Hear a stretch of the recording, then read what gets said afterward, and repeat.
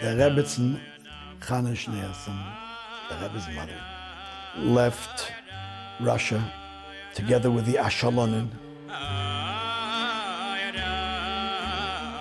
groups that left Russia illegally. I, as a child, as an infant, was also on one of them, and made her way eventually to the old Air Force base in Pocking, Germany. My family happened to live right next door to the Rebbe's. Tafshin Zayin, she left to France, where the Rebbe came and met her. And it took 2 months before the Rebbe was able to get her all the papers necessary to bring her to America. The Rebbetzin was very cultured, carried herself well, almost regally.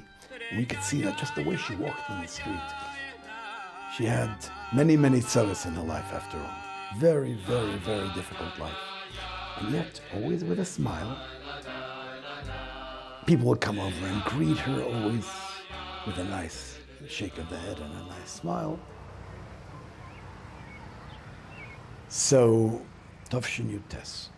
I'm walking down Kingston Avenue and I meet the Rebbe's mother.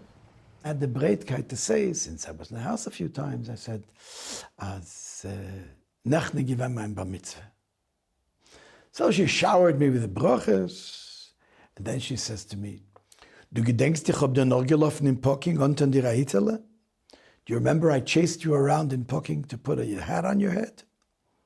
Now, in Pocking I was a year old, so I didn't remember anything from Pocking. And she says to me that she heard from her husband, ich hab gehört von meinem Mann, als a Kind darf mich da rauslassen mit a bläsen Kopf. Darf man unter einer Hitele. You always put a hat on a child. Reißt es herab, tut man das auch noch einmal. Reißt es herab, ist noch einmal angetan. Aber rauslassen, tun wir nicht. So she said to me, deine Mama hat rausgelassen mit der Hitele und dir nicht gefallen die Hitele. I didn't like it. So I would tear it off. So she would run around putting it back on for me. Weil mein Mann hat gesagt, das ist eine Gehe zu Yerushalayim.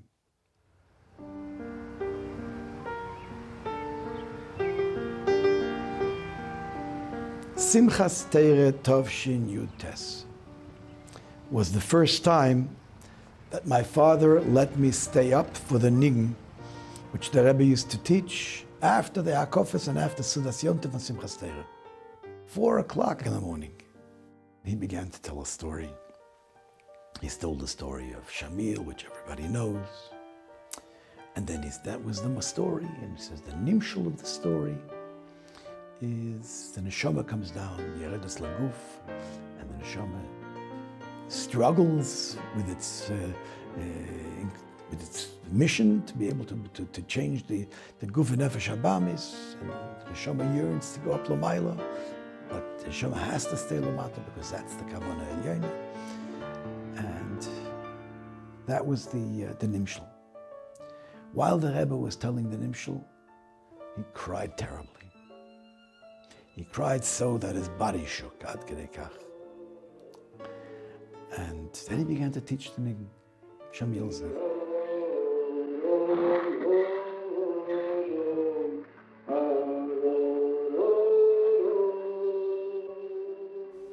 So I left, slept, I got up with a start, and as I'm coming up Kingston Avenue, I meet the Rebbetzin.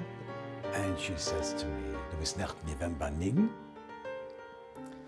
So I very proudly said, yes, I was there. And she asked me, welchen Nigen is gewesen? What the Nigen was.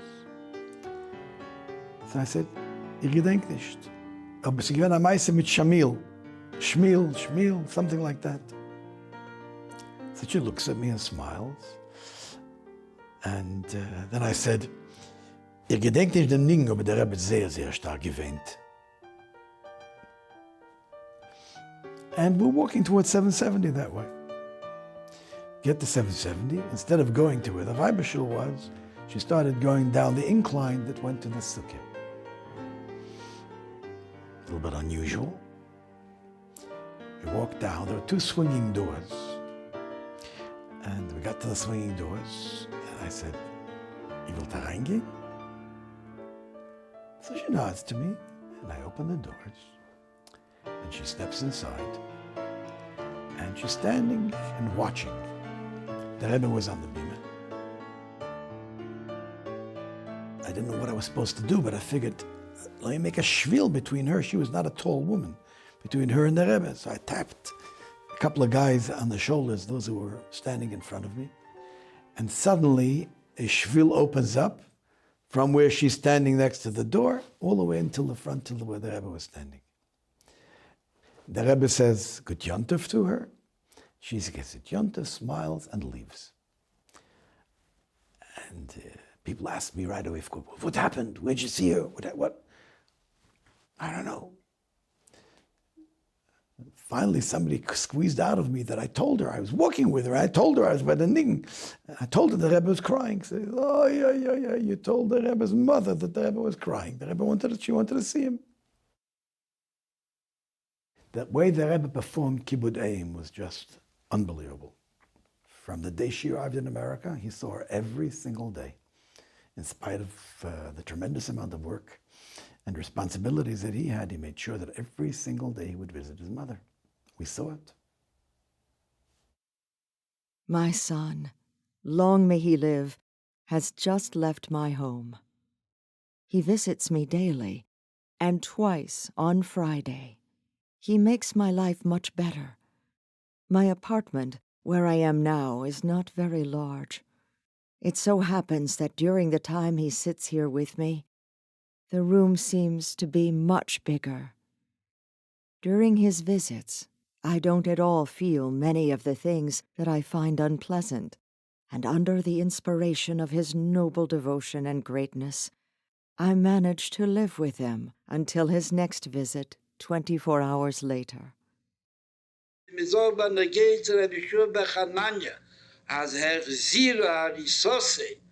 the bottom medroshes, in der nur geworden Asher Yeladete, Drub ist da noch gewachsen als Rebbe Yeshua ben Chananya, und mir sagt, das ist seine Schwach. Seine Schwach. Okay, wir duvel kamen Pomim. Also die Jechanan, wenn sagen, hoi im Nene Schwachem, sagt die Mischen. Als sie hat dem gesagt, dass lebt ewig, bei Sud, bei einer Misgabre bechul. Sie kommen zu Rebbe Yeshua ben Chananya, ich darf sagen, Amayla Yine. Punkt, wie mir sagt, bei Sud, Amayla Yine. Sagt mir nach, was sie nehmen, die Meile, sein Meile ist, als Asher Yeladete.